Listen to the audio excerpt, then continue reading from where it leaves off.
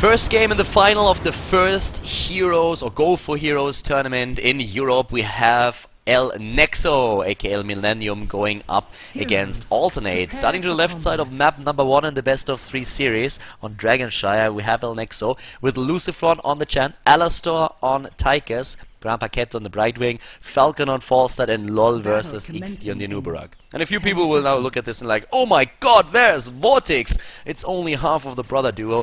Vortex is currently at a LAN event for StarCraft 2, so we have the sub for him, it's Falcon. To the right side of the map we have Team Alternate, starting in red here, with Mopsio and Stitches, Gucci on the hammer. Yep, you heard right, we have a hammer comp. Glue Hammer, didn't pick the hammer, but picked the Vala. Vassal, the Arthurs, and Krollo, the Uther. So down to the bottom lane, immediately the setup with a hammer. Pretty normal, of course, because the bottom lane is usually where you want to have your, I want to say it's stronghold, just because there's this extra camp that you see down to the bottom. There's going to be a bruiser camp later. The comp is actually really interesting for Alternate, and we've seen stuff like that in the past. Hammers just don't work all that often. We have an Anubarak for team. Oh, actually, Arthurs is moving in there as well. And look at that. Lolver 60 might be in trouble. He needs to use his E to move out. Alistar is getting stunned. Oh, and both of them are really low. Wow. That is taking away from them already, and that's now, they're welled up, which means that well is gone for now. That's a problem. The Nubarak is a hero that we haven't seen too much since the patch, just because the chain, Rewind got taken away from him, which is a huge change and makes playing a Nubarak just so much more difficult now. So mostly we see like Kerrigans instead of Nubaraks, or like a Tyrael for the initiation. But the Nubarak it is, and Guccio is being initiated against, and this is exactly the problem. This is the problem that Anubarak has right now. Once he used, like, of course this is early game, so it wouldn't have even mattered there. But this is the problem that he has later. Once he hit the rewind in the old patch, he could just initiate in, and then if he suddenly realized, oh my god, I'm in trouble, he could just move back after using rewind and just like getting out of there again. Now he can't do that anymore. Rewind itself was changed, and Anubarak lost the talent. Also his shield and his healing abilities with his heroic are a little bit weakened, and that means that right now Anubarak is not as good as he was before anymore. People said he was a bit overpowered before. I personally agree, he was extremely strong. If he was really overpowered or not, that's of course another matter, but he was a very strong hero. Let's just leave it with that. Guccio on the hammer is trying his thing. Vassal up here is always switching between the mid lane and the bottom lane, trying to do something there. They push Alastor back for now. The mid lane, that's where they are currently losing a bit of EXP since Vassal moves down to the bottom. And they're not really getting the top shrine either, because Lucifron is still on the Chen and Mopsio is having trouble facing him there. But the bottom lane, this is the lane that is currently doing extremely well for them. That's what we have there right now. We have them moving in with this. There comes the stun against Guccio, but that tower is already starting to suffer. And arguably, hammer comps are better now that you can get experience when you drop a tower, just because it's easier to get a reward out of this. Those mines are already doing work against Lolver 60, and he's just setting up another spot for them. Already moving up to the front again, trying to get into tower range with this. And where's the E? Where's the siege mode? There we have the siege mode again. And yeah, moves back for now. So the shrines are up, and both teams are like, it's just really like them digging in, like really trying to get into this position down here with a healer, with a DPS hero, making sure that it's extremely difficult to engage into this circle. And the first tower is gonna fall here. In the mid lane, we have the attempt to take that out. I love that they are bribing this camp here. Falcon knows, of course, on the Falstad that there's very little that the tank can do. Oh, Vassal dropped out there. Ooh, that's a problem. We are 3 minutes in. Not too much happened just yet. I'm not quite sure what's going on now. If we're gonna see them maybe leave the game and go for a regame, or what the idea behind that is gonna be. Maybe he can also just like get back into the match. Arthurs, on the other hand, is now in the mid lane, and both shrines are under the control of Nexo. And Gluehammer moves in immediately to just help out the Arthurs and make sure that there's no Dragonite taken. But Gluehammer moving back for now. So Alistair still in a spot where he pushes the Vala back and takes the Dragonite easily, without the Arthurs actually being able to do anything, since Vassal dropped out. That's now a matter of Alternate. Well, they can't really contest it, that's the problem. If the Arthurs is back in, then maybe they can do something about it and delay it a bit longer. But like this, it's tricky, especially of course with the tank down at the bottom. But Vassal is back, so he's back. They lost the Dragonite. I'm not sure if they would have been able to prevent that with Vassal in the game, but of course their chances would definitely have been better. Mopsio is now suddenly having problems. Wow, one hero comes back and the other player drops right afterwards. So Alternate, I mean, they have problems with their connection. That's something that's known. They were DDoSed in the past, which of course affected the entire team since they were in the team house. Right now it's just player after player that seems to have some issues here. But yeah. So another Breath of Fire down to the bottom. We have Gluehammer and Krolo going in. Trying to drop Alistair out of the dragon, and they're able to do that. They are a bit behind in experience, and Mopsio is back now. So two players have a few problems there with their connection, but apparently they are back to business right now. And they're not too far behind. Half a level. That's what this entire scenario cost them. And that is definitely something where you can catch up. But of course it means that you will have to play passive for a bit, since you're going to lose out on the level 10. That's the downside of it. Guccio is moving in and maybe trying with the siege mode to get another couple of shots in against the gate. Yep, that's exactly what we're seeing right now. Getting more siege damage in before he moves back. The 10 is reached here. And let's look at those abilities now that we have Alternate playing a bit more passive. We have the Blink Heal for the Brightwing as the heroic ability. Storm, Earth and Fire, of course, for the Panda. Down here it's the Locust Swarm for the Nubarak, which was nerfed a little bit. We see, once again for Gluehammer, a complete right-click build with Searing Arrow, Manticore, Rancor, everything that you need and want. With Mopsio going for Amplified Healing and Tenderizer here, together with the Slam push-in. Double Bribe once more. And at the same time now, down to the bottom, we have another attempt to just like push in from Team El Nexo. The thing for El Nexo is really that they couldn't capitalize on the 10 enough. That window of opportunity that they had there was not big enough for them to really do something. It didn't take too much time for Alternate to get that level back. Oh, nice. Vassal moves in. Great moves here. Look at that stun from Gluehammer. And the tank does its damage. Nice vault by the Vala, moving back in the last second. Falcon is being pushed back already. Krolu just barely surviving, but survive he does. And Gran Paquete is blinking away in the last second, but that was a really nice move. Oh, wow. There goes Falstad. Falcon was really trying to get Gluehammer there. He was baited to just like move back for a second, hoping that maybe he gets another shot off with his lightning, but that wasn't the case. So Falcon goes down, and it's 3 kills against 0. So far, El Nexo hasn't taken a single kill. Not one. But they're a little bit ahead in experience. It's just a tiny lead that they have, and they won't have that for long. Especially with Guccio trying to take that tower. Oh! Pushing him back. Stunning again, though. But the heal. Krolo doing too much work. Up to the top, Shrine has been taken. Down to the bottom, they try to prevent that. In the middle, the Dragon Knight is captured. And there's nobody to contest that. Nobody just yet. They have to move in there. There needs to be a reaction, and then they rotate. They rotate immediately. But the first tower is down. The second one is being attacked. Ho-ho! The sandwich from both angles. They just jump in. It's 5 heroes. This is... wow, this is a bit too much party for Arthurs. Like, he's party guy, don't get me wrong. But that's too much action for him.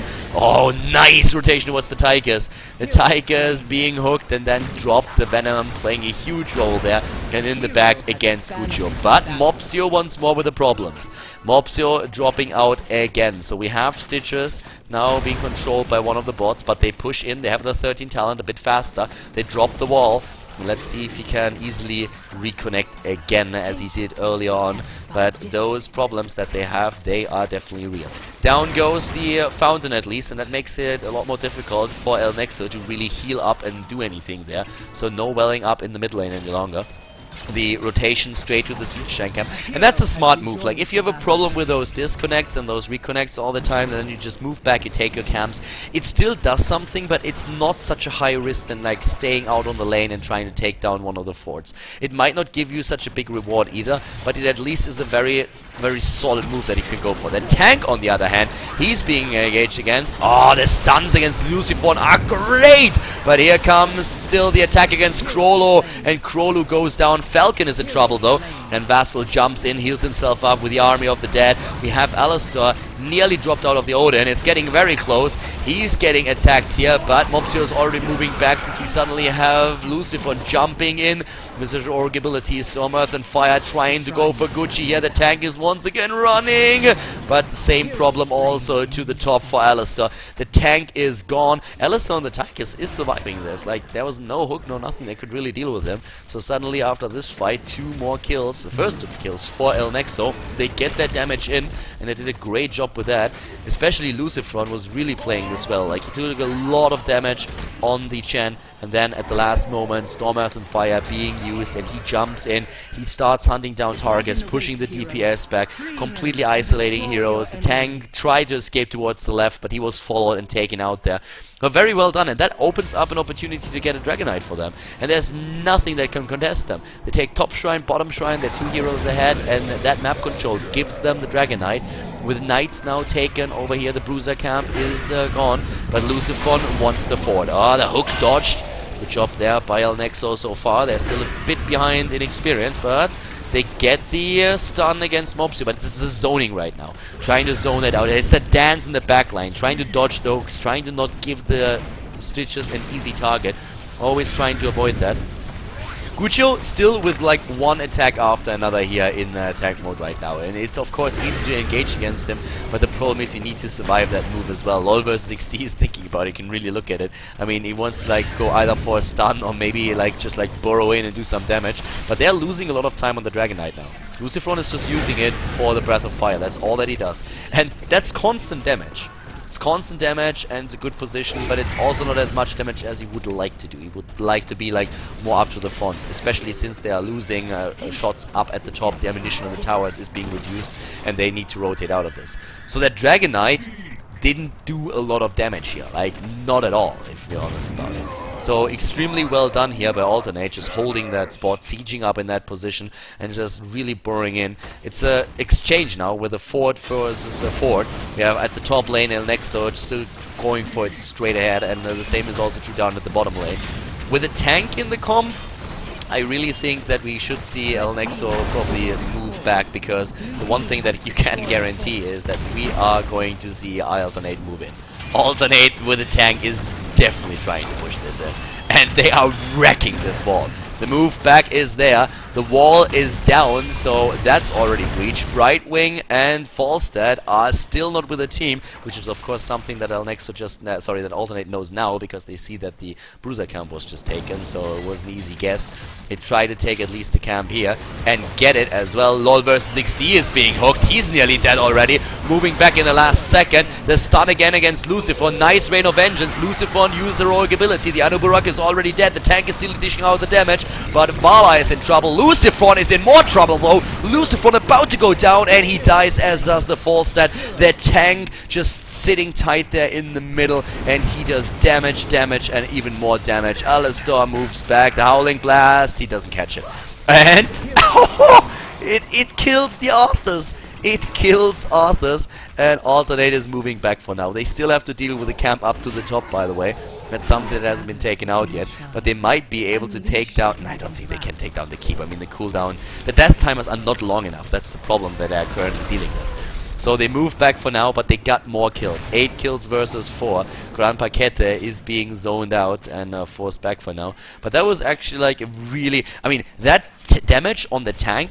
Looking here for a second just at the talents, but let me show you the damage as well. So with the talents we have the double rewind here, we have Giant Killer down there, that's of course melting tanks, and the damage on the tank alone is on 32,000. Tigers has 24,000. Like, look at the difference here in the hero damage that we see between the two of them. And that's what happens when you really leave that tank in a just like safe spot during one of those fights. Lucifer was trying to jump on the Vala and trying to eliminate her, but the tank was just like sitting tight and getting like shot after shot after shot off, and of course then also supplying the mines, so that was extremely well done. The hooks so far from Mob0 today, they don't really hit all that hard. The wall here has been taken out by the Night Camp that we saw earlier, but now it's the attempt to take another Dragonite. And let's see if Alternate can prevent that. They kind of need to win the fight right now. They can't move to one of the shrines and take it. Oh, LOL vs 60 missing the initiate here. Here comes Arthur's. The shock and awe not good enough this time. by Falcon. Krolo might be in a bit of trouble, but it is the Nubarak who nearly dies there. The Uther dies first though, and it might also kill the Arthurs. Arthurs and Uther are both down. They drop the Tigers, but still, LOL versus XD and his team are doing extremely well. The tank is gone now too. Alternate is in so much trouble here. They only dropped a single hero. They did so much damage, but now they are up against Dragonite. Another hero killed as Vala was taken out. Oh my god, like that battle for Nexo was just absolutely amazing. They moved to the top. They want to have keep. You could really see the Dragonite just moving straight down into the middle and like saying, okay, I'm going to get the fort here. And then the teammates and boys immediately like, dude, what the hell are you doing? Move your ass up to the top. We are not gonna be happy with just a fort. We want to have keep right now, and we want to have it now, and they're gonna get it. Mopsio alone is not gonna be able to do anything against it. He might be able to hook like Lucifon in. Doesn't even get that. God knows why that hook didn't hit. I think he actually connected with a target, but hooked him into the building. So now they got the keep, and they can still move into the middle and drop it if they want to. The fort, that is. Easily. Because by now we have a few more heroes back to business, but still they can easily get there. The distance is just like there, and 2-3 hits and it's gone. So yeah, LOL vs 60 is gonna get another 4, and that brings them extremely close to level 20. 19 versus 18. That's the levels that we see for the two teams now. Another kick against Arthur's. Kick in the butt. And Krolo trying to just like heal up again. He actually is being targeted a lot by Nexo, and they drop him first and then they take the heal away from the team. It's a really good job by them. And they closed also the distance in kills. Like we have 8 kills versus 9. The one thing that we're still waiting for is like one of those great hooks by Mopsio where he isolates a hero early on and then can maybe like take them out. Looking at talents again. Talk about a few things. The Gorge, we didn't really see a lot of hook and gorging done so far. We have a like really nice build there on the slam, which allows them also to like dish out a lot of like stable damage with the stitches. We still see the stone skin for the Sergeant Hammer. We have 1 blood for blood that is most likely being used in most of the fights against the stitches there. Sorry, against the Chen. Another blood for blood on the Arthurs. Like he is surviving a lot, but there's so much damage on the other team. Falset actually missed his shotgun on the last fight. He only, I think, scratched one of the heroes, but didn't do much more than that. It still was enough to really completely destroy the opponents there. And more because the DPS heroes were this time under so much pressure that they couldn't just like stand still and dish out the DPS. That was the problem that Next had in the first battle. That the tank was like sitting there and just attacking the entire time. If you put pressure on them and they start moving, they can't do as much DPS, and then it's of course like a much bigger problem. So, right now we have the move in towards the middle, and look at that, 3 catapults and Nightcam pushing in as well. That's a lot of pressure that we see there. Guccio is already in position, and here comes the initiation against Guccio. They're trying to drop the tank. Nice stun, nice stun. Great Rain of Vengeance that we saw there too. The 20 is there for El Nexo. The hook against Falcon, and Falcon is getting dropped on the fall stat. He's down already. Great move, great fight so far by Team Alternate, but Arthurs is now down. 60 seconds on the Arthurs. He didn't have 20 for the Resurgence yet, but we have Chen dropped as well. Doesn't matter as much as he is still in the game, thanks to Resurgence, but at least for now they were able to just like defend against this push. They got their own level 20, so we're gonna have a quick look at that. What did they pick up? We have double Resurgence on Anubarak and on Chen for El Nexo. We have double Resurgence also on the other team, as we have Resurgence of the Storm on Sergeant Hammer and on the Arthurs. The Divine Hurricane is going to help alternate so much now. And also, of course, the Storm of Vengeance, which Shadow Beast, the waves, it's going to be 4 waves instead of only 2. So this is going to be pretty decent. Oh, Gluehammer is in trouble, and he's trying to get away there. The rest of the team is moving in. Here comes the heal, and now suddenly Alastor and LOL vs 60 might be a bit too much out of position. With another Dragonite moving in, there comes the Breath of Fire. Are they going to start kicking them away? Here comes Stitches. Hook and Gorge maybe. Yes, there comes the hook. Doesn't get the Gorge. But he goes straight for Lucifon. And oh wow, that axe is hitting home. It's hitting hard. It's doing damage. And they're just running. They're running for now. The fall stat flying in, and he has to. Arthurs, by the way, is just now alive again, and Vassal is running into the beetle, so he gets unhorsed. Needs to move in again. They're going straight for the bottom. It does look like they want to try and go for core here. It's 20 versus 20. 11 kills against 9. And Alternate feels they have an opportunity to take the game now. Another 40 seconds on the Dragon.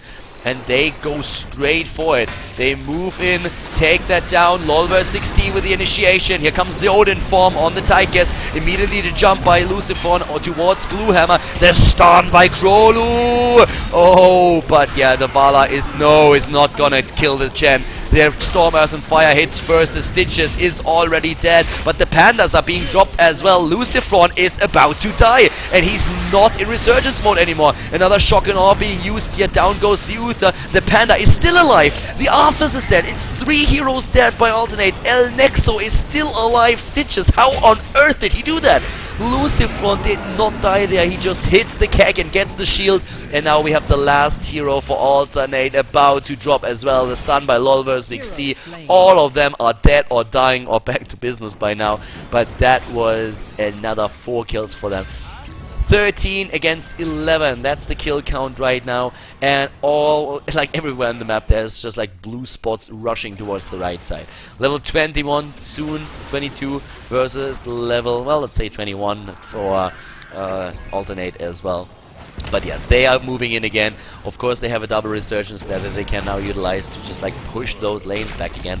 But boy, was that a fight with the Dragonite and Lucifron so close to dying. Those are the moments when I really miss a tap that tells us how much damage a hero took during the match, because that's like, that would be out of this world for Lucifron right now. Those heals and those last minute saves were great. Hero damage here, 63,000 still by Guccio, and Gluehammer with another 50,000. So in terms of DPS, they're doing amazing here. Healing on the other hand, look at Brightwing, 64,000 here. Grand Paquette still has a 50 on that. We still have the team, there's 1 fort still there, down there for them. Now, there comes the nice hit, but look at that stun, and Uberak says goodbye. Vala is alive. Wow, I don't even see hit points for her anymore up here. And the Siege Tech gets away as well. Vasil, they don't get the full stat, and now both of the tanks are dead. Yep, Mopsio's gonna die here. Mopsio is dead, and so is Arthas, as well as the tank. Wow, how did they kill that? I saw the tank move beyond the wall, so somehow they got like a bit more damage over that. I'm not sure if that last action by the Odin dropped him, but yeah, he gets dropped as well, so it's 16 kills against 12, and even without Vortex, like El Nexo is doing so well here. Actually crazy. What about Falstad in terms of DPS? Where is he? Wow, pretty low actually. 53,000 on the Falstad, out DPS by the Chen here, and well, a Nubarak is not really close, but still. So another Dragonite is starting to move in and goes up to the top.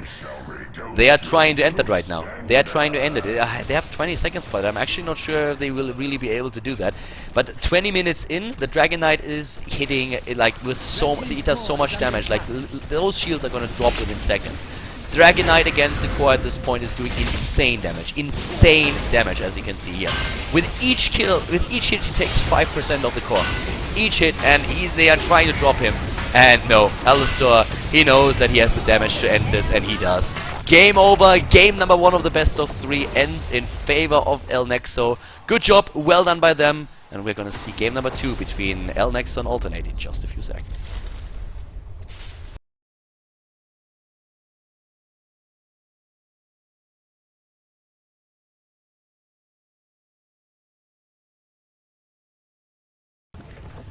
The second game in the best of 3 series, yet the final of the Go4Heroes Europe Cup. The first edition, the first time that we have the Go4Heroes Cup. We have to the left side Team El Nexo. Once again in the second game, they are in the lead in the best of 3 series. They have won the first map, which was, by the way, also Dragonshire. They're going up against Team Alternate again. Lucifron is playing for El Nexo on the Chen, Alastor on the Reyna, Lolver60 on the Arthas, Falcon is playing the Vala, and Grand Paquette is playing the Brightwing. Vortex is not with the team today. He's busy on a LAN event for StarCraft 2. And to the right side we have Alternate with Gluehammer on the Falstad, Mopsio on the Stitchers, Guccio on the Tassadar, Krolo on the Uther, and Vasil on the Kerrigan, playing the Countess again. Vasil having a few problems with his lag today. Apparently playing from a friend's place and has some issues there, so he dropped out of the game earlier, and El Nexo allowed a regame immediately, which was actually pretty cool. For now, we have up here in the mid lane, Vassal on the Kerrigan. Once again, the two fatties are up to the top lane, Lucifron and Mopsio. I'm not talking about the players themselves, but more about like the two heroes here, of course, the Stitches and the Panda. Down to the bottom lane, it's at 3 versus 3. That's the meta in heroes now on this map in particular, that you have on top and mid lane 1 hero each, and then 3 at the bottom lane, because there's an extra camp, the Bruiser camp, that spawns down here, and you want to control this so that you can like get the camp and try to just like put as much pressure on one lane as you possibly can. So down here, this is where the real fight is gonna be, but we have that switch between Falcon and LoL vs XD now. Oh, Vassal jumping away, doing actually a really good job dodging that Howling Blast that we saw there. Down to the bottom lane, on the other hand, we have Alistar, we have Falcon, we have Grandpa Kette, just like trying to push that back. The Shrines are getting active in just a few. And, well, so far we see Alternate taking at least one of those. What about Stitches? Not doing anything against Lucifron up there. He can't really do a lot. The Panda is just like super tanky. And Stitches is trying though. Oh, but first of all we have the stun comp against Alistar. But he just gets out of the way. Up here at the top, Lucifron doesn't care at all what Mopsio does. Down to the bottom, we have another leap against Falcon, and he goes down. Falcon is dead, but so is the Kerrigan. The counter kill is there. Alistar dies, the Falstad dies, and so does, of course, the Reyna. This is like really intense down here. Like, oh boy, it's just like full force, like hitting each other the entire time. It's more a brawl than anything else. Like 1 kill for a kill the entire time. So Nexo just needs one more map to win the best of 3 series, and therefore the final of the tournament of the Go4Heroes Cup. We see in the mid lane, Kerrigan actually still going for the damage here, but nice dodge by LoL vs XD. That's actually like the interesting part about Kerrigan. If you really want to dodge her stun, it's better to just move to the side than try to move away from her. Even if you just move closer and a bit to the side, you have a better chance of like dodging her primal grasp than anything else, because it fans out. So that's what LoL vs XD did. It was a really nice move. Oh, the Envenom for both of them. This could be... Oh, wow, he gets the kill. Vassal gets the kill here. Could have been a double kill with the Envenom there. Just one more hit with a Frostmourne, and then Arthas would have died there too. So, yeah, well done. Well done by the Kerrigan. To the top lane, we have still Mopsio versus Lucifron, and Lucifron is claiming that shrine, and there's nothing that Mopsio can right now do about it. The bottom lane shrine is under the control of Alternate, and they are starting to push that in. They got the first 3, well, they got the first kill here, and they also got the last one, so right now it's 3 kills against 2. The mid lane is still Arthas versus Kerrigan, this battle that we see between the two of them. Kerrigan has the stun, Arthas has the hit point pool. I don't think that it's going to be easy for Vassal to surprise him again. The top lane, I don't think that Lucifron is going to be pushed out there. That's just, Keg is just like doing too much. That shield is so difficult to take down. Bottom lane, where we have most of the DPS heroes for Nexo, they're starting to walk towards the middle. Oh, nice move here against LoL vs XD again. Good stun comp that we saw from the Kerrigan. Vassal is doing a great job on the hero. I love watching Kerrigan play. Like, she is a great initiator. It's just very difficult to keep her alive later on. And she received actually a couple of nerfs. Like, it was much easier to hit like 2 or 3 heroes with their stun comp in earlier patches, and Blizzard started to realize that was a bit too strong and nerfed it. And back then, like most players said, okay, now she's useless. But she's seeing more and more play these days, since other heroes, other initiators are nerfed a little bit, especially, of course, the Anubarak. Once again, she's jumping in, trying to get Alistar, and down he goes. That's the problem that Reyna has. Reyna is a great hero. I love to play him, and he has great DPS, especially later on when you have your Searing Arrow, when you go for either Berserk or even the stun on the shot that you have.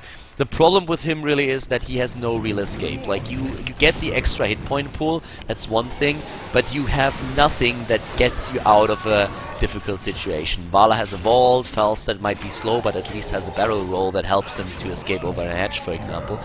Reyna doesn't have anything, so if Reyna gets stunned, then he dies, and that's exactly what was showcased there by the Kerrigan, just like showing that once more.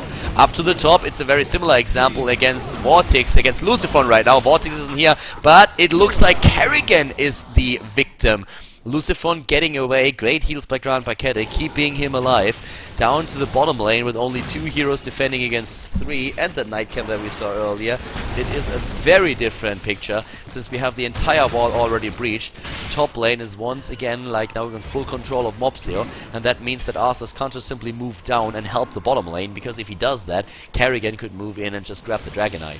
It's level 10 versus level 10, and we're gonna take a quick look at those heroic abilities. We have, of course, Give Me More, Advanced Optics, Searing Arrows, and Reyna's Raiders for Reyna himself. Vala with a multi-shot build this time, also including the Battle Momentum, and as the heroic ability, the Rain of Vengeance. Something that we see a lot, even though some players start to go back to the strafe. That's the beauty of Vala, that you have so many builds, and there are so many correct builds, and very few that are, let's say, wrong. Most builds depend a lot on which team comps you run, and then you can just do with everything. Mopsio being attacked here, and against 3 doesn't stand a chance. Walks to the top, to the left. He's been taken out. But that also results in a lot of damage done to the fort at the bottom. Oh, Reyna's Raiders even being dropped. Wow, they really want Krollo here. And they get 1 stun, they don't get the second one. Krollo is moving away, should have maybe healed himself. He goes down, gets dropped, and that's 2 additional kills for El Nexo. They are currently looking at 5 kills versus 4, and they also have the Shrine under their control right now. Good attempt by Gluehammer to go for the shock and awe, but Falcon did pay attention to his positioning, did not get caught by that, and therefore survives. Top lane is caught by Kerrigan, so no Dragonite just yet for Team El Nexo. 5 kills against 4 still in the mid lane. We have Mopsio with the attempt to maybe get one of his hooks in, but he doesn't have... Well, he actually has, I think, still the cooldown on his Gorge, so he could use that. Bottom lane, that's where Gluehammer could take the Shrine. There's nothing, but he waits for the Reindeer, spelled with an GM. Gujo taking that lane, and the rotation again, but top shrine taken by the Chen. And this is the... Oh, got 2 with a stun comp. Wow, Alistair and Falcon are low. Oh my god, like that hook was so close. Just a bit further, and that Vala would have been dead meat. I really love this thing about this map in particular, that you can just rotate, take shrine after shrine. It's more about like you winning a fight and getting ahead in the hero count, and then you can do something about it. Oh, nice kill on the Chen. They used the Gorge actually, but oh god, that stun is good. But it doesn't matter. 4 heroes downfall next, so holy cow. And they get the Brightwing too, or do they? No, there's no follow-up. But oh wow, I loved that Rain of Vengeance. It was really well played there. The problem was that even with the Rain of Vengeance, they were just all so clustered up that the damage output that we saw from Alternate just dropped all 4 of them. The channel, of course, already taken out. And the cool thing was that Mopsio in the end even went for the Gorge, because he realized that if he doesn't Gorge the Chen just now, then he will have an opportunity to use his heroic ability. That's a problem. Like, you need to have that stun lockout, and they had stun into stun, but they really needed something else. 1 more second and Chen would have just used Storm, Earth and Fire. Couldn't allow that, so he kind of wastes his ultimate, takes him on, but it worked perfectly for them, so it was absolutely worth it. Yeah, Mopsio down here at the mid lane, now really doing the damage with the Dragonite, dishing that in. They are already 1 level ahead. It's 8 kills versus 6 at this point, and it's a 5 versus 5 in the mid lane. They just start rotating though, and you see that Alternate is trying to just dictate the pace, and well, the only thing that we're currently seeing here for the opponent's team is the reaction, trying to just react to what's happening there. But Mopsio doesn't really have the hit point pull in the Dragonite yet, where he can really just stand there and take those hits, so he needs to move back, and yeah, the Dragonite kills a few things, pushes them back, but it doesn't do as much damage as one of those later Dragonites then really does when, since you get, for example, when you hit the 20, you can nearly drop the core, which is insane. Like, the hits on the Dragonite is like hitting so hard, it's doing like so much damage. So they're going for the Bruiser camp, but that's something that they already know. There come the bribes. They take them. Oh, the shotgun! Oh, and Kerrigan is being dropped, and Krollo is down as well. That's the turnaround. They got too greedy. They wanted to have the night camp, and now the night camp is taken by El Nexo, and El Nexo is not only taking that, they say thank you and take 2 heroes, take 3 heroes with that as well. LOL versus XD is surviving, and they might be able to drop Mopsio as well. Lucifon is going to hit that Keck in a second. No, their rogue ability is all that he needs. Jumps onto Gluehammer. Nah, not getting him, but they killed 4 heroes, and they are going to get a fort here. Those are those turnarounds that are just like so tricky. I mean, you could really see how well Alternate was doing, and then all of a sudden, They just overstep it for a second, take a camp that they couldn't really take, try to take a bit of a chance there, and it turns out that it was too much. Like 1, 2, 3 seconds, that's all the difference that it made. And suddenly it's like the shock and awe that they try to hit, that at least hits the targets, but the follow-up that we saw from the opponent's team was just like way too much. Vala with the stuns against the team, hitting the multi-shot as well. It was just like horrible for them. So El Nexo gets not only back into the game, they take the lead with a 16 talent, which is of course a huge deal. And we have Executioner being used there as well. For Vala, this is a great talent right now, because we not only have her with a Frost Shot, we have Arthur's in there as well for the Frozen Tempest, and slowed heroes are affected by this. So she's gonna dish out a ton of damage over the course of this game. El Nexo is ahead, and they are also ahead in the best of 3 series here at the final. They've won game number 1, and they are looking at a very strong play in game number 2. So if they take this map, then it's all over. Then El Nexo will, even without Vortex, have won this tournament without dropping a single map today. Down to the bottom lane is an exchange of force. That fort was nearly down, and they are gonna take that. But at the same time, this wall is about to be breached, and the Knights are gonna help them just push that in once again. But of course, what we're gonna see from ATN is just like trying to go straight for the keep here. And that forces the B. It forces the B back, and they're using the Hearthstone, moving back and trying to meet this. And, well, for now, Alternate is just moving back. They killed what they wanted to kill. Oh, Mopsio. Is he getting a hook?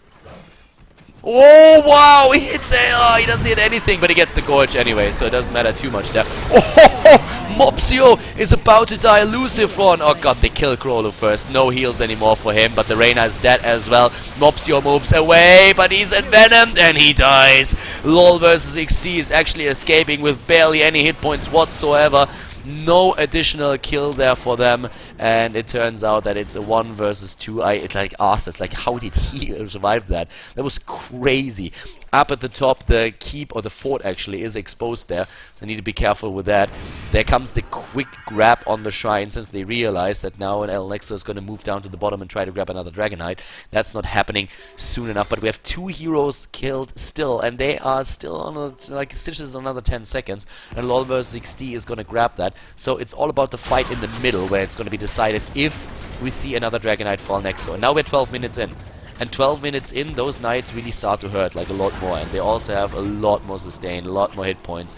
And there it is, the Dragonite, easily taken by El Nexo, trying to go for another wall and drop that. And look at that Dragonite, look at those hits.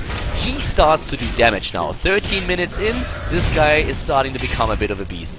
Bam! Downs the wall, and now they can start and try and move in and take even maybe the fort, at least the extra tower that's there, or they just move to the top and try to force that down. But they go for it again.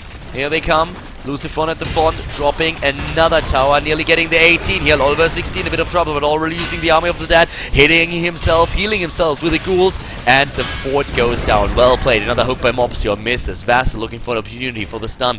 The rest of the team starting to rotate to the top right now with the Dragonite down to the bottom. We have 1 wave pushing in, only 1 tower still remaining. Not the entire team is there, they just want to stop the wave apparently. Vortex has 20 seconds on the Dragonite. Needs to be careful, takes the entire team with him. All of them are up there. But we have the rest of El Nexo down to the bottom. Actually, like, the Dragonite needs to be careful here. He's about to be dropped. But still, the wall so far it holds. And now the rest of the team joins up with the Chen and the Rain. The wall is about to be breached though. 12 kills versus 9 at this point. Where is Mopsio? There he is. Lucifer doesn't see him. Does he get a stun? Does he get a hook? Hook into stun into a quick Gorge. That's what he's looking for. Getting a Gorge and then just moving back. You always need to be careful when the Stitches is on the opponent's team. Like, if he gets that 1 hook, then you will have to move back. The 1 hook that leads into a kill will force you to just, like, play passive, wait until your hero is up in the game again, and that's what you try to avoid. Vassal once again on the Countess mount. I love it. That bat is amazing. It's actually great that you get for one, like, if you take 1 skin for the Karrigan, you get basically a mount and also, of course, a skin for the hero itself, which is absolutely super cool. We have, well, Lolver 60. Oh, that's it. That's it. No, it doesn't get the hook. It doesn't get the gorge. But, oh, the shotgun. Oh, the Arthas is down. That's what they try to do. And good ultimate by the Vala. But was it good enough? It doesn't look like it. Without the tank at the front line, they are having trouble. They still have the Chen, though. Chen is getting stunned here, and Lucifron is suddenly losing his mini pandas. Alistar is about to be dropped, but the hit point pool hits again. Karrigan goes down, and Uther is dead as well. How did they do that? The Chen dies though, and now suddenly it's 3 heroes on the run. But it's a trade. It's a 2 for 2. It's still a 2 for 2. The only thing that could change that is a good hook by Mopsio, and he's low. Mopsio is low, gets the stun in. Oh, Mopsio! There's no healer. Goodbye. Yeah, he was too eager. Way too eager. Vala saw that, got stunned real quick, and then was like, wait a second. Like, what? You have no hit points, dude. Like, really? You wanna try and kill me? Let's see what you do after I wall right into your face and, like, drop a quick arrow and a multi-shot there.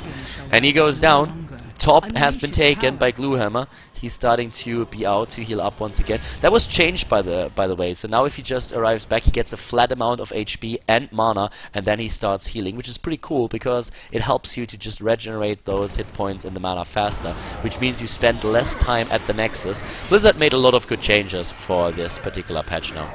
A few things that are probably still something that have to be discussed, or where they need to find out if it's really worth it, if it was like a good change. But they made a lot of moves into the right direction, and I absolutely love it. The mid lane is the center of attention for both teams again. Once more, it's a Dragon Knight. Oh my god, are they really going to give the Dragon Knight to Alistar? Oh god, if they do that. Oh my god, that Dragon Knight, 16 minutes in, this is going to hurt. This is going to hurt a lot. Wow, they gave them to them. But Guccio is also low on the Testa. Had to pop Arkan. He lost Arkan. He's losing more than the Arkan. He's actually about to die here. Moves back in the last second, and that Howling Blast doesn't hit, so he gets away. But oh my... Oh, the kill. Nice. Really nice. They get Lucifron. That was great. That was great. And now suddenly that Dragon Knight is looking a lot weaker than he did a second ago. And look how Alternate is immediately going for the chase. They're like, yeah, you might have a Dragon Knight, but we have 5 versus 4. And that's worth a lot more in this situation. So, of course, Lucifron with a 20 is back now. But he still had to cover that wave from the Nexus to the left, to the right. He still is... He has Resurgence now in cooldown, of course. That heroic ability that he took. Like, just taking a quick look at that, we have double Resurgence for them on the Arthas and on, of course, Lucifron with the Gen. But still, that cost them a lot of time. A lot of time that they could have used with the Dragon Knight to maybe, like, drop a keep. And they're not going to get that keep now. Not in those 20 seconds that they still have. They are not going to breach that wall fast enough. That's just not going to happen. The stun attempt by a Vassal, and they need to be careful here. The wall still goes down, but he has only 7 seconds left, and that's not enough to drop one of the forts, or one of the keeps. And that's, of course, why they are waiting here. Maybe the hook by Mopsio. Does he get that in? No, he's even getting polymorphed there. And yeah, no hook for him just yet. So, 19 versus 20. That's also one of the reasons why Mopsio didn't really want to face a fight there. Like, he didn't want to force it, because he just said, like, okay, we need the 20 first. We need like 1-2 waves of creeps moving in, we get those killed, and once that's done, we have the 20 as well. Then we can start fighting again, but for now, we should probably not do that. There's the 20 for them, and let's take a final look at those talents. Of course, the Blast of Ore, Omega Storm, the Divine Hurricane. Tassadin Stitch is the 2 heroes that could go for the Resurgence of Storm, take Bolt of Storm and the Twilight Archon. Let's take a look at the damage output here so far. Vala, as I said, with the Executioner talent, she's in a great position here. So he's at 51,000. And now, oh, there's the hook. And trying to go for the Gorge this time. No, Shotgun Ore hitting 3 heroes. 3 heroes hit, and down goes Arthas and Lucifron in the last second with his ultimate. Just saves his ass in the last sec. 4 of those stuns going down, and all of them hitting Krolu. Krolu goes down. That Rain of Vengeance was great. These small corridors are amazing for that ultimate when you're playing Vala. They're really great. But of course, we still have one of the DPS heroes down for Nexo, and that hurts. But Alternate has to move back, since the Knights are not only taking down the ammunition of the tower, but they are taking down the structures themselves. The trade 1 versus 1 is not really what they were hoping for, especially with the false set hitting such a great ultimate, 3 heroes at a time. They thought they could kill more, but that Rain of Vengeance is just like way too strong. I mean, 4 times that damage output in such a small corridor. If that fight happens here, then it's no biggie. You just move to the left, you move to the right, and there's no problem. You get maybe hit by 2, but that's about it. But in that corridor, all 4 hit Krolo. Karrigan also just like had big problems like moving away there. The jump again. Oh, the blink by Mopsio. Lucifon, like the chair must feel pretty stupid. Like he jumps in and is like, wah, and like goes for the kung fu kicks, but then suddenly, blink away, Bolt of the Storm, and away he is.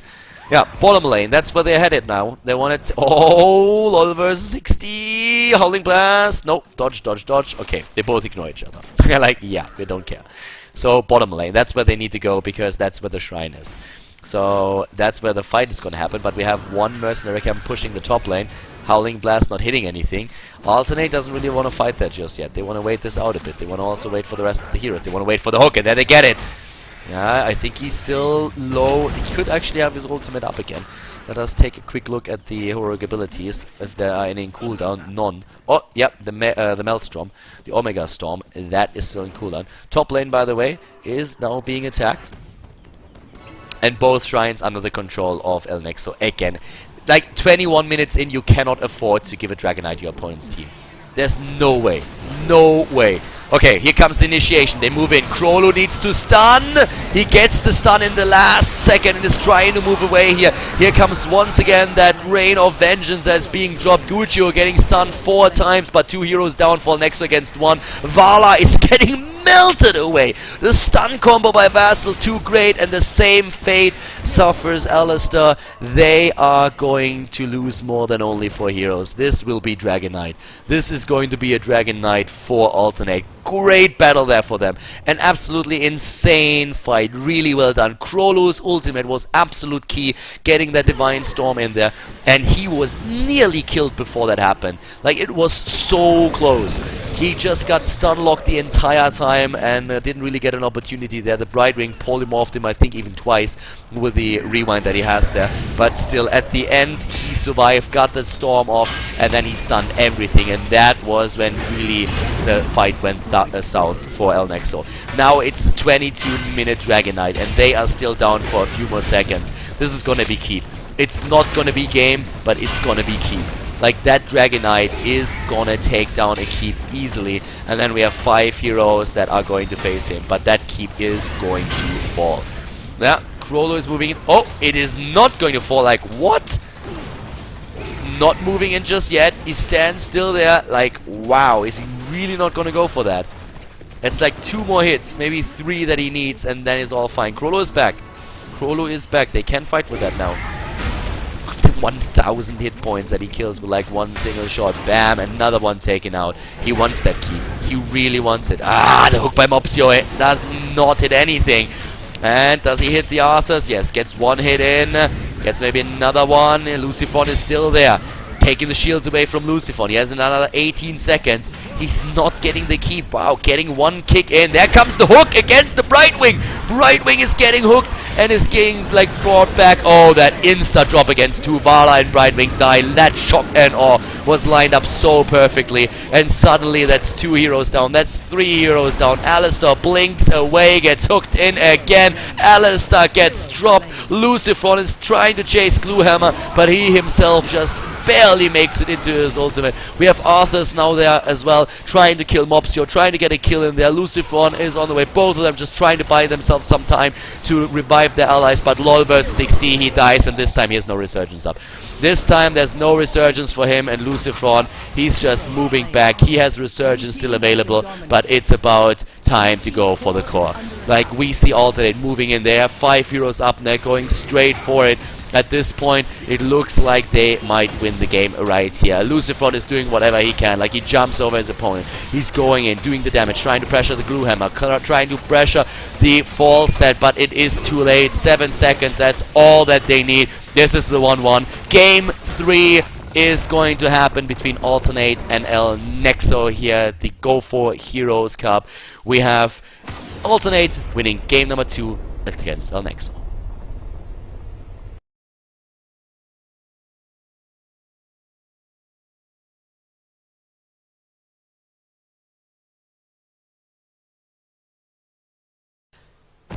The last map between an Nexo and Alternate. Starting to the left side here in game number 3 between Nexo, aka Millenium. We have Lucifron on the Arthurs, Alistair on the Tacita, LOL vs XD on the Carrigan, Falcon on Vala, and Grand Paquette on the Brightwing. To the right side of the map, it is Alternate with Mopsy on Tyrael, Vassal playing the Zeratul, Gluehammer on the Tychus, Gucci on Falstad, and Krolu on the Uther. We are looking at the third map in the Go4Heroes Europe Cup, and this is the first cup ever to be played in this tournament. Just recently set up by the ESL, and we are on the third map, the final map, so whoever wins this map wins also the first edition of this tournament. At this point we have like a very nice early game. On a map like Haunted Mines you need to have a good early game, and Arthur's Carrigan are great heroes for the early stages of the match. Level 4 that really matters. Like level 4 is the level which you usually achieve once you are in the mines, and that's when we are going to see double Envenom for Lucifron and also for the Carrigan. So Arthurs and LOL vs XD are going to have that talent, and with that they will have a great time in the mines. But to counter that a bit, we have a triple assassin set up on the side of Alternate. They are looking at a Zeratul, they're looking at a Falstad, and also at a Tychus, which are all amazingly strong heroes, especially when they have an Uther support for a stun with lockdown, and then also a Tyrael that can supply a shield. So this is going to be extremely, like, this game is going to be extremely nice. I am liking it already. It's a bit nasty, but that is going to be fun. So let's see who's going to take it here. At the beginning of the game you really just try to look for a kill. Like, if you find a kill, that's great, but you want to just make sure that you don't get killed. It's all about the first mines. If you split the mines, then usually it's all fine. The game is going to progress a bit longer. But if one team dominates the first mines, then it's a completely different story. And that's what usually happens when you have a much better comp early game. So that's where the double Envenom is going to be extremely strong. And the mines are going to open in 30. You can see that we are closing in on the level 3, and level 4 is then going to be hit in the middle. Oh, the stun against Krolu! Alternate needs to be careful here. They're trying to drop the Uther, and they get him! The Grand Paquette takes him down. That's the extra experience that you want to have. Now they're just going to well up. What is LOL versus XD? Oh my god, LOL versus XD is getting too greedy.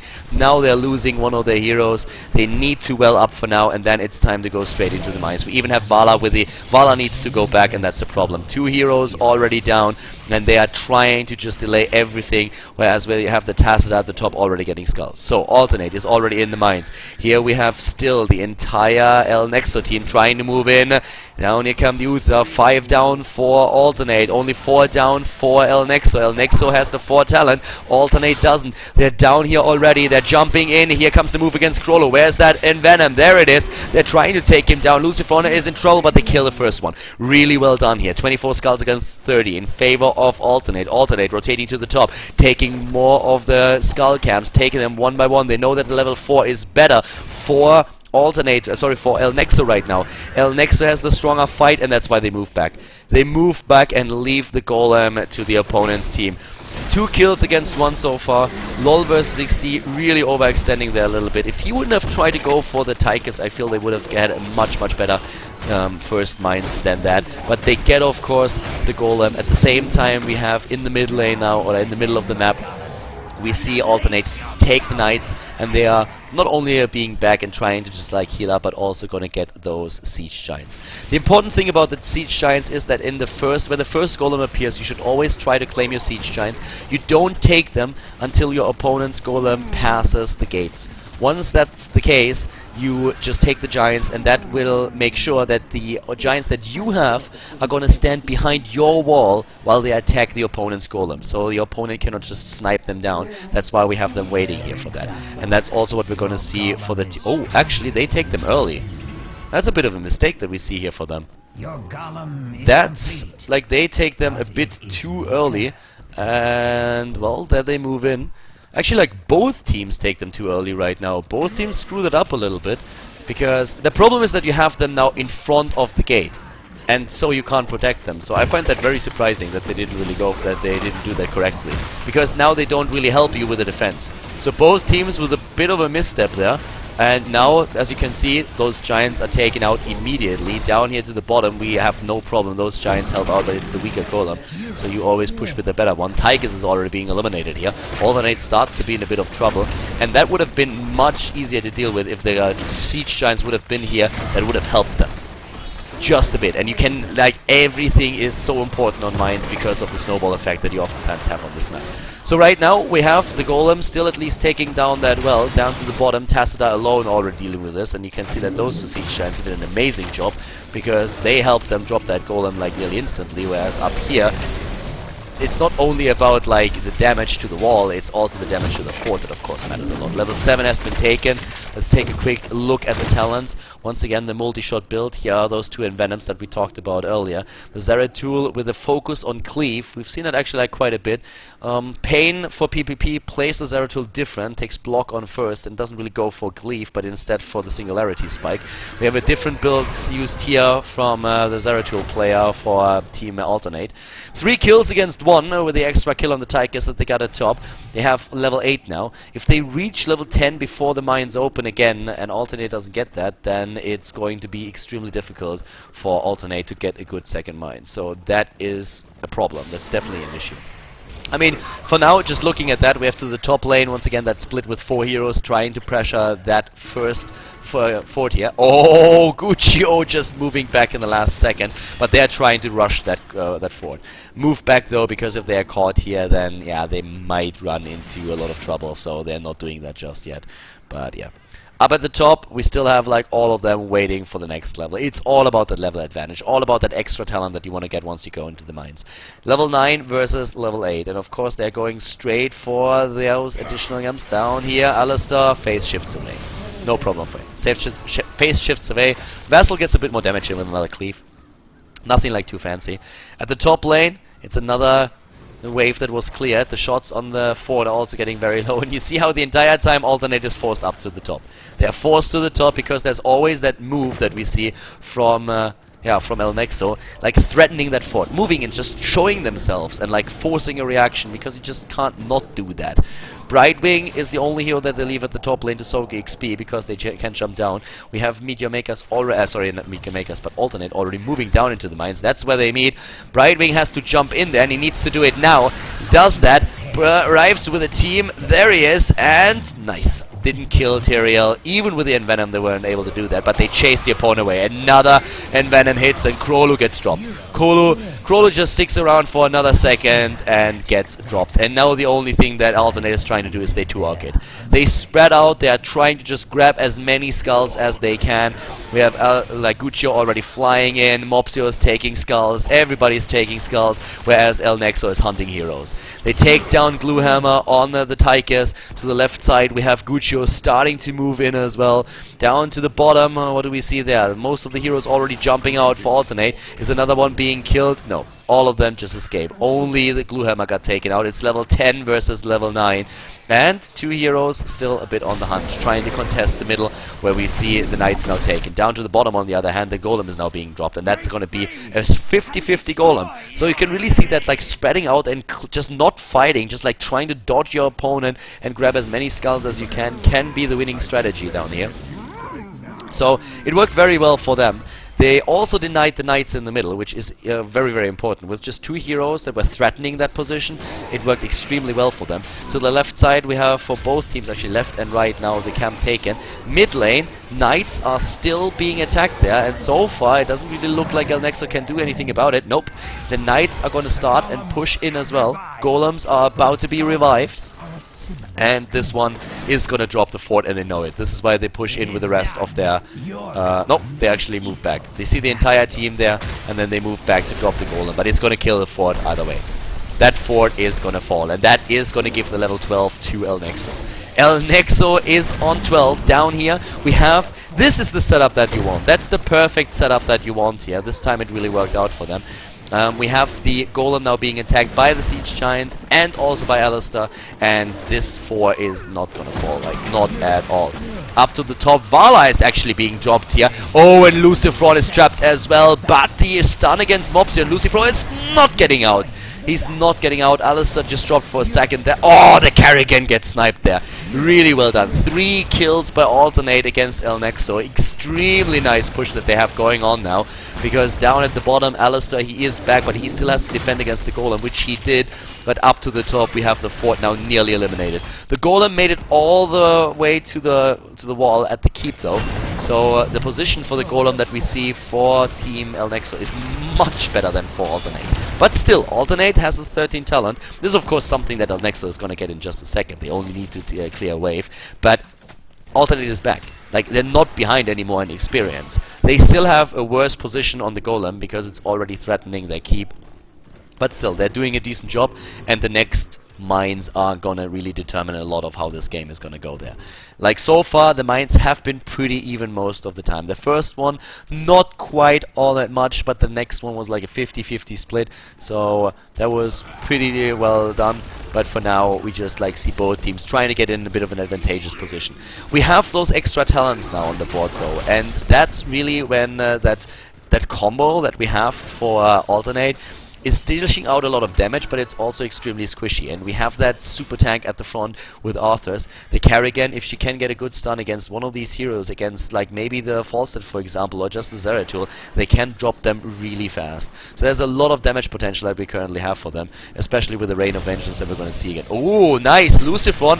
Oh, the initiation against LoL vs XD. Shotgun is already being dropped, but look at the Rain of Vengeance here. Krolo goes in for the stun, but Lucifron is still alive. 2 heroes dropped, and that's the sustain we've been talking about. The sustain that Alternate just doesn't have. They lose 2 heroes to this, even though they are initiating, and now suddenly Gluehammer is also relieved of his Odin form. He doesn't have Odin any longer, and we see mines coming up in 16 seconds. They are already heading down the first few heroes. They jump against Gluehammer, and oh my god, are they getting both? Oh my god, they drop both. The Tychus and the Falstad, and now it's time for the mines. Only Tyrell is there. Mopsio is taking a few, but everybody else is spreading out. They are getting so many skulls right now. It's 5 versus 3, and Tyrell might die here as well. Grandpa Kette is moving in, and he doesn't have an escape. Tyrell doesn't have an escape. By all rights, he should be dead now, but Lucifron misses his Howling Blast. The Howling Blast miss is the only reason why Tyrell is still alive there. He had no escape left to him. But we have already 56 skulls, and with 5 heroes up, this Golem has to be attacked by Alternate. They need to do something. They cannot allow a near 100% Golem. That just doesn't work out. Up at the top, there's the jump against the Falstad, but the stun is too late. The stun is too late, but it's still, they're split. They're completely split, and here comes the Vala. Drops them off the horse. The initiation, Guccio. In comes the Tyrael, the stun, the shock, and oh, the kill. Oh, the double kill against El Nexo. They lose 2 heroes here, but now Guccio is dead as well. Mopsio dying, Lucifron moving back. Here comes the Void Prison. Oh, the Odin! Oh, the Odin is already down, but the Archon is still doing damage. Krolo survives. Like, he heals himself there in the last second. It's still 3 versus 3. Alistar is about to die! Oh, and he's dead. 3 heroes down, 2 heroes dropped by Team El Nexo. It's a 3 versus 2, and it's 60 skulls, 62 versus 38. That's what it's going to be once the Golem is defeated. But closer to, way closer to level 16 for El Nexo, and that's going to be an extra talent for the next fight. And on mines, that's important. Like, hands down, if Alternate doesn't engage there and win that fight, loses the Golem as well, and I'm talking about the Golem down here, then that might end the game. Like, 13 minutes in, a near 100% Skull Golem can just move in and, like, wreck everything.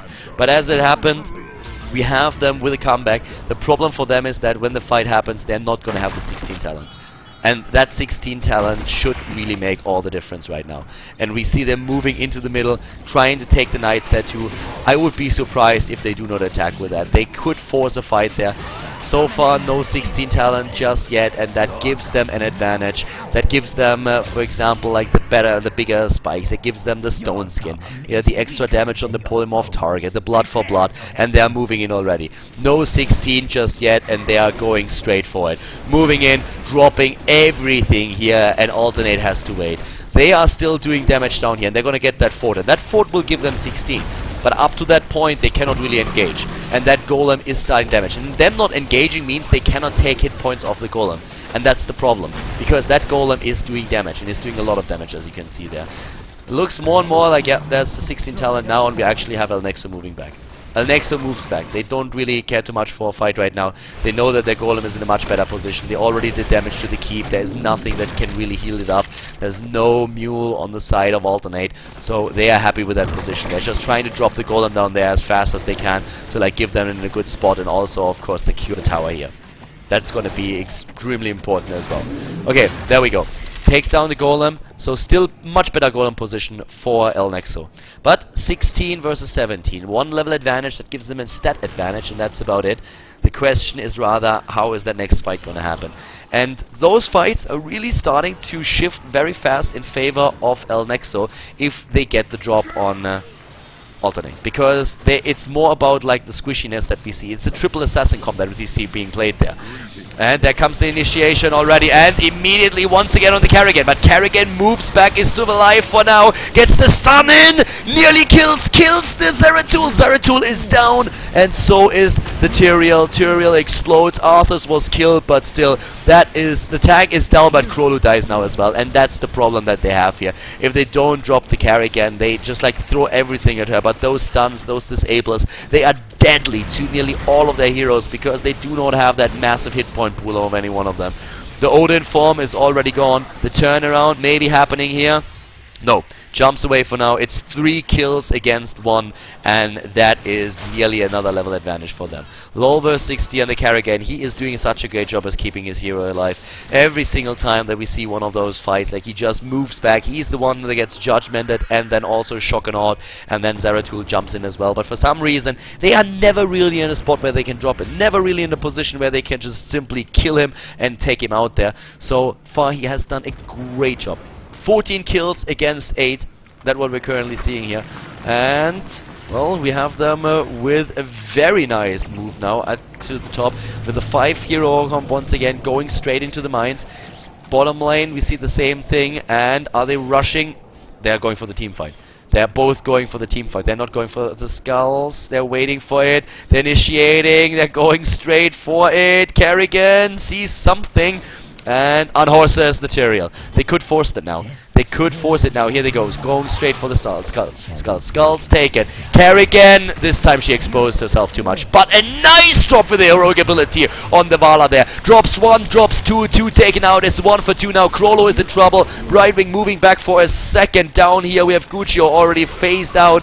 And Krolo is so low. He gets dropped by the Howling Blast. And down he goes. Suddenly it's only... Yeah, that Odin form is not going to survive for long, buddy. Sorry, but like that's not going to happen. Trying to take at least 1 with him, but it's too late already. The false stat just barrel rolls away before that Howling Blast hits him, and that is bad news. 20 skulls already, and only 2 for Alternate. 20 skulls that we currently have for Team El Nexo, for Millenium, and they are getting every single one of them right now. 4 heroes are down. This could be a game-winning golem for them. This is going to be a 98% golem that we are going to see in this next battle for Team El Nexo. And El Nexo will be with 5 players ready to fight with that golem. That golem is already in position right at the keep. The keep is roughly at half HP. Has a bit more, maybe 60%. But this is going to get extremely difficult right now. What we're going to see is an immediate rush up to the top and trying to fight with that golem. Kerrigan checking the middle, making sure that the night camp is not taken right now, just waiting for the rest of the team. Lolver60 has overextended himself a bit in the last battle, but he grabbed all those skulls for his team, and then they were able to just use the Vala to drop the Rain of Vengeance, stun 2 of the heroes out, and then take them on. Very well done here by Falcon. And now we just see them moving in against those mercenary camps, the siege giants, take them out, but the golem is already about to spawn, and there it is, and that thing is scary as hell. Look at the damage that he does to the keep there, and those stuns are insane. The stun is already there. These slams that we see from the golems, they do so much more damage than in the last patch. They are absolutely incredible. If you haven't seen that just yet, the slam from the golem like this nearly drops a tower. At that point, it nearly does. Here we have them moving in right now, and that golem alone is already wrecking that fort. It's the last game, the last map, ladies and gentlemen. Whoever wins this has won the tournament, won the Go4Heroes Cup. Here comes the Shock and Awe, hits the Vala. Vala in trouble, Vala about to go down. The Zeratul doesn't get her. Here comes the Void Prism, but already the Core is losing even more hit points. Bam, goes down to 94%. That slam is just insane. Down goes the Vala, but 2 heroes are already dead, 4 alternate, and this is going to be it. El Nexo, the Spanish Armada, sails in and takes the victory, kills Alternate in the final with a 2-1 and wins the first Go4Heroes tournament in Europe. Congratulations to them, really well played, GG.